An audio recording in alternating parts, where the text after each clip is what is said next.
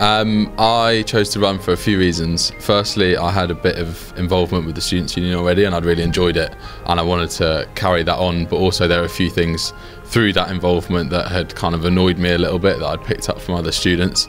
So I wanted to kind of change some of the things that had been bugging me and make the student experience better in kind of through the way that I'd perceived it. And then lastly, there's kind of a buzz from doing things that benefit other people. Like it's quite a nice feeling, so I wanted to kind of get a bit more of that as well. It's great. I love it. I absolutely love it.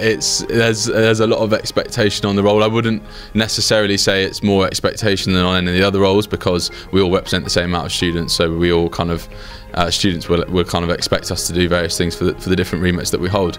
But there is something about being president that means that you are expected to be kind of the figurehead, the go-to person. So it's exciting to know that people will turn to you in kind of times good and bad, but also it's exciting also to take on the responsibilities of the role of president and kind of be able to do some of the things that the SU president does get to do, be able to kind of make some of the decisions and be part of some of the decisions that can be really beneficial to students across the university. So it's really exciting. It's intense, it's fun, but it is really exciting.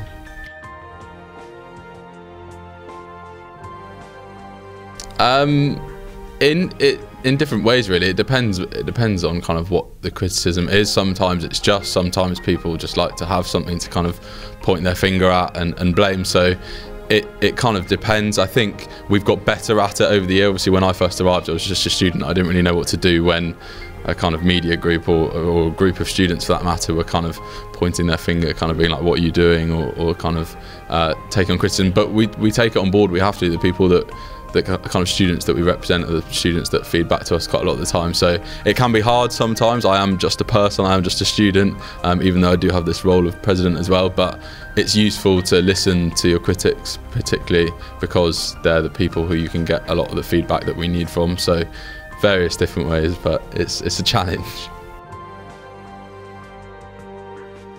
To me personally, I would say,